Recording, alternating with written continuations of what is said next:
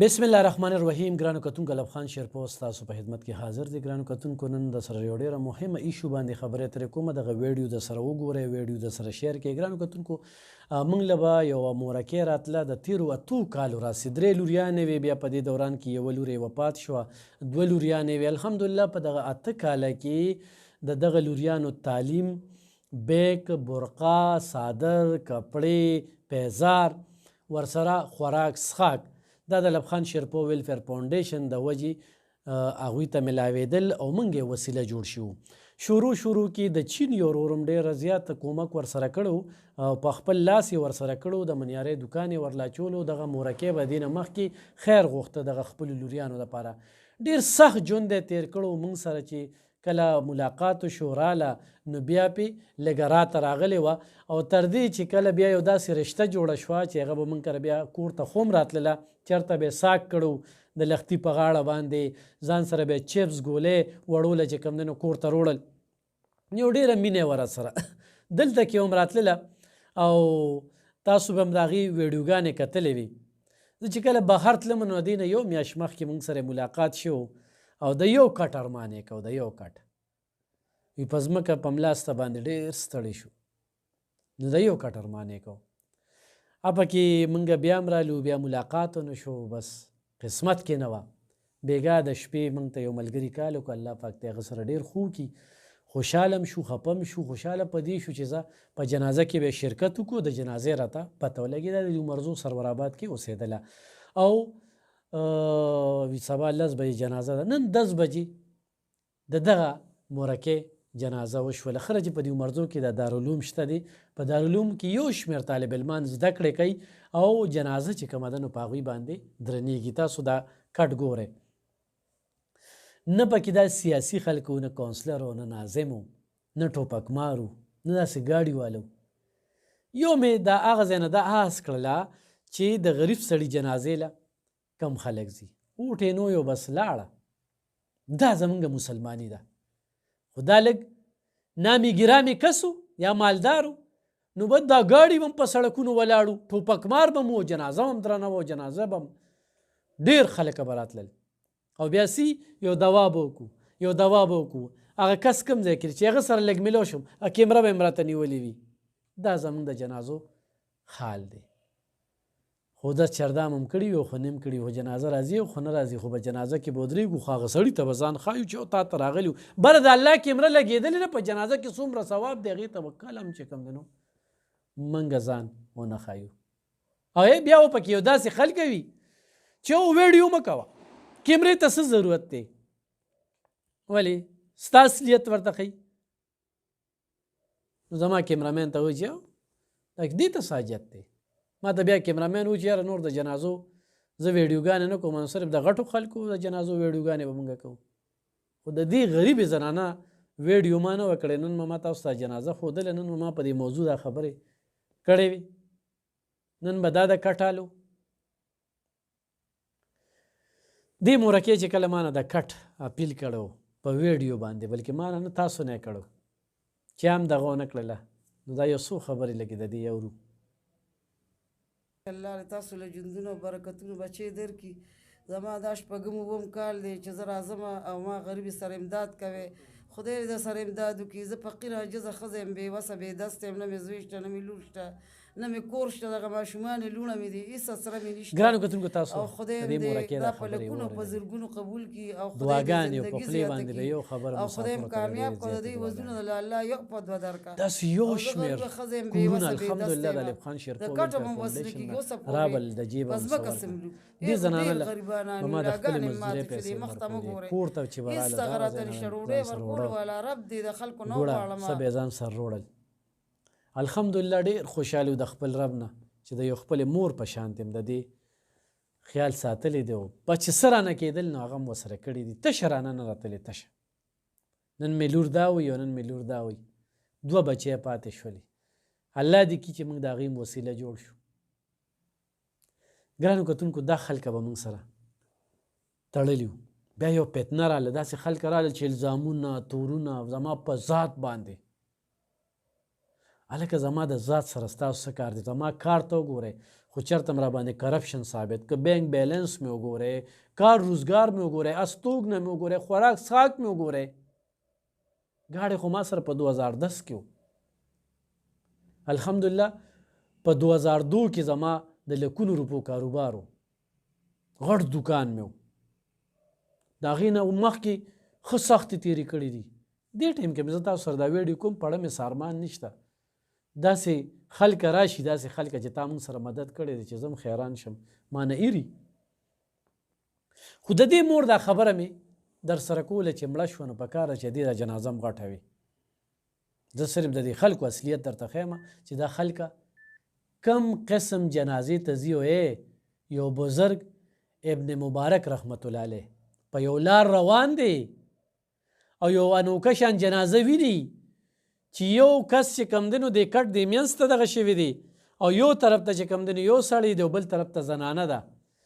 دې ورغې دا یو وړخ ته چې کم دی نو دی پکې ودرېدو، جنازه روانه شوله، جنازه وشوله، هغه دفن شو، قبر ته کوشو.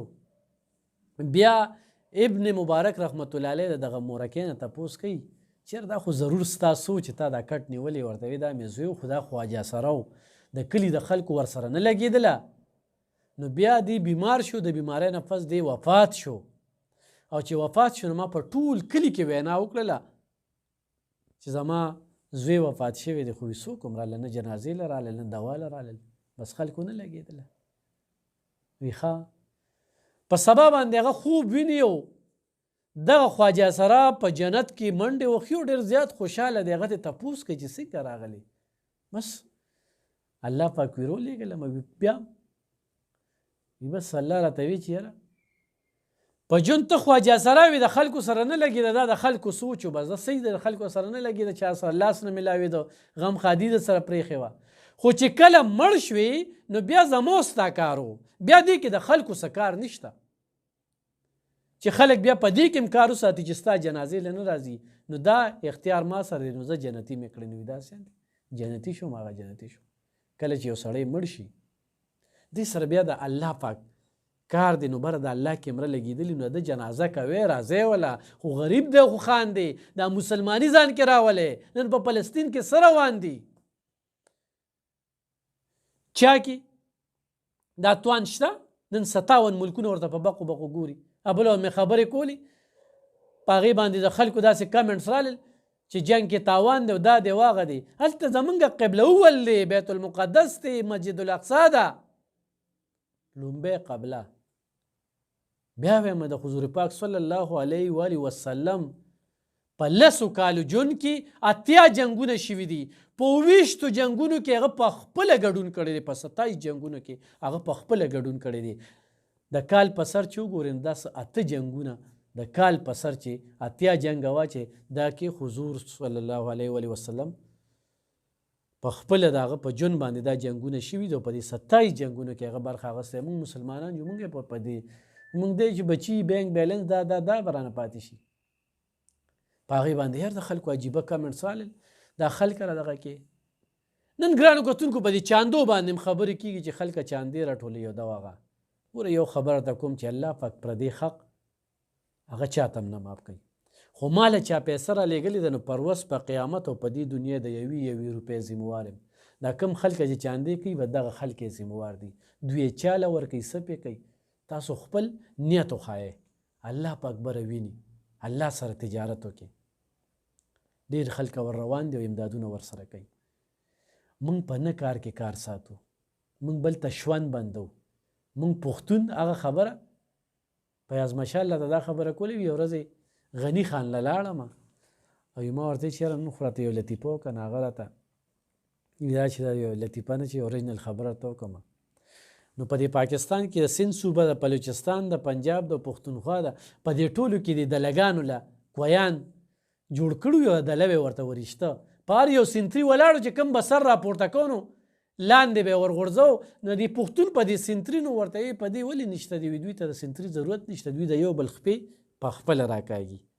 دلته کې خو موږ خدمت کوو، نو په خدمت کې الله ملاویږي. غم به چا سري؟ الف خان چاله کور جوړ کو، جومات یې جوړ کو، مدرسه جوړ کو، څونه دې پکې ووالي؟ بد دا خبرې حیران به شو د دې خلکو دې سوچ ته. ته لږ راشه ما سره لږ روزګار وکړه، ما سره په دې دفتر کې کښېنه، داسې قسمه خلک راځي چې لور راله خرڅه که، زوی راله خرڅه که، او انتخابي قدم اوچتولو ته دغه خلک مجبوره شوي دي. تا ته به د دې ځای نه پته ولګي، دغه ځای نه مه ګورئ چې چټاکې روجې دې ورکړه او پوه روجې دې ورکړې. نیتونه ټیک کې بره د الله پاک په نیتونو باندې فیصلې کوي. نو موږ په کوم دغه کې اخته شو، ځان هسې ګناهګارو، غیبت یې کوو، او غیبت کول د مړ رور غوښې خوړل دي. خو زما غیبت څوک کوي زه پرې خوشحالېږم. زما ذات پاتې وچېړه، زما مړ مور پلار دوی خلکو ورته کنځلې وکړې لکه څه یې حاصل کړی. ته راشي چې زه په دې غریبانانو په کورونو وګرځم او د هغوی نه واورې چې ایلب خان شیرپو یا ایلب خان شیرپو ویلفیر فاونډیشن زما سره څه کومک او څه مرستې کړي دي. ځکه مې دې وخت کې پړه سارمان نشته، الحمدلله الله ته جواب دیم او خوشحاله یم. زه عمرې له لاړم دغه پاک ځای ته، خدای پاک بوتللم، د الله په ما باندې ډېر احسان دی. پټ لاړم پټ رالم، زما هلته کې پین زما ملګري په سعودي عرب کې، خو ما یې زه هغوی سره کینم، ډوډۍ ورسره خورم یا د هغوی ډیرې ته ځم، زما نه یو مونځ قضا کېږي، زه به بیا دې مونځ پسې خفه یم. ځان مې ښه ستړی کړ، تر دې وخته پورې زما په خپو کې هغه فرق شته دی. الله پاک دې قبول کړي. دا صرف دا خبرې د سره شریکومه بره د الله کیمره لګېدلې، الله پاک د دې ځای نه خبر دی چې زه په کم نیت خبرې کوم، په کم نیت دا کار کوم، او په کم نیت باندې زه لګیا یم. د ما هر څوک چې هر څه وی دی او ویم وی د 2018 نه واله 2024 پورې 6 کاله زما داسې ټرایل په دې سوشل میډیا وکړ، څه وکړل ما کې څه کمې راوسته؟ هېڅ نه. دغه کمې راغی چې غریبانانو کار بند شو، هغه الله پاک ویني. الله پاک په دغه خلکو سره پیږي، ما سره مو د هغې خلکو سره چې چا بې ځایه الزامونه تورونه او یا چا په دې نیت باندې چې د پارټي بازي کړې ده او د پارټۍ په وجه باندې ورته پیسې نه لیږم، نو لکه ځان یې خو بل چاته لیږلي او په دې نیتونو باندې کړي، نو ځان یې ګناهګار کړی دی. ګټه یې نه لګړي نه، خوا کې د یو ملا سره کښېنئ، د یو علم سره کښېنئ، د اسلامي روح باندې وګورئ. په دې سوچونو باندې چې هله پیسې مه رالیږئ چې یاره سترګې ښکلي دي او هغې له لیږو او دا کوو دا کوو. الله سره تجارت په کله او مټ باندې وکړئ چې چالم په خپل کلي کې په چم ګاونډ کې د غریبانانو خیال وساتئ. په دې ملک کې انتخابي ګراني د درته دا نه یم چې مال رولېږئ، نه. زه چې څوک راځي نمبر یې پې وي وی ورېږم پې او هفته کې چې کوم دی هغه نمبر بلاک کړي، ځکه چې بعضې داسې خوشاټارې دي چې هغوی یې بې ځایه تنګوي، هغه یې بند کړي. بیا ما ته خلک کالونه کوي، زه ورته یم یار وروره په دې ویډیو کې مې نمبر ویلی نو چې اوس یې بند کړه، نو څوک کور یې راته معلومي. بیا هم داسې څوک وي چې زه یې ولې لاس په لاس ورکوم، نو زه به یې ولې کور ته ځای ته به وځم، بلکل لاس په لاس به هغوی ته پیسې میلاویږي. موږ وایو چې زموږ د کیمرې ته څوک راځي کیني چې د هغوی مسلې حل شي. نو ګرانو کتونکو د دغه مورکې دغه جنازه مې ورته نن ښودله، ډېر خفه یم. پسې ټولو نه اپیل کوم چې دعاګانې ورته کوئ چې الله پاک ورته جنتونه ورکړي. دا دوه لوریانې پاتې دي چې الله پاک د دوی ژوند چې کوم دی دغه مور سره روانو، دغه مور یې ډېر خیال ساته. دې مور سره چې چا ظلمونه کړي دي، خدایه ته ولې د هغې نه بدله واخلې. ډېر ظلمونه او زیاتي مور سره شوي دي. او چا چې په دې جنازه کې شرکت کړی دی، خدایه هغوی له اجر ورکړي. چا چې دا کفن او دا کومک کړی دی، خدایه هغوی له هم د دې اجر ورکړي. او ګرانو کتونکو ستاسو نه م اپیل کوم او بس خفه وم ډېر زیات، ما یې داسې په دې باندې نن یو څو خبرې در سره شریکې کړم. وایي خلکو ته هم خواست کوم چې د میډیا کار ویډیو کول دي، هر ځای کې چې کیمرامین دغه کاري، نو خو داسې څوک وي نو هغوی هم د لږ ذهن کې دا خبرې واچي چې صرف د غټو خلکو جنازې به په دې سوشل میډیا یا په ټي وي یا په دې نه غریبو خلکو هم کېږي، نو په هغې باندې هم لږ خفګان رالو. نیتونه ټیک کړې، بس الله پاک تا ویني، ته خپل نیت ټیک کړه، خپل ځان ټیک کړه. زه به خپل ځان ټیک کوم، د بل نه ګیلې نه کوم چې خدای مې دغه 2.5 ګزه ځای ټیک کړي، په آرام کې بېګا سبا د دې دنیا نه تګ دی. نور یې ډېر هم تېره کړل، لږه پاتې ده، یا نن ده یا سبا دی. د حضور پاک صلی الله علیه و آله وسلم نه یو صحابي تپوس کوي چې په دې دنیا باندې څومره وخت دی؟ هغه ورته وایي چې یاره صحابي نه تپوس کوي، هغوی چې سترګې مې پټې شي او کلو شي، ورته چې خاص ستا ډېر غټ سوچونه دي، په دنیا دومره وخت چې دا سترګې به دې پټې هم شي او که نه دې ته وګورئ چې دا به پټ هم شي او که نه چې څونه وخت کې د نه روح وباسي. دغه زموږ ژوند پاتې دا بینک بیلنس او دا سره نه پاتې دي. نیتونه ټیک کول پکار دي. ډېره مننه.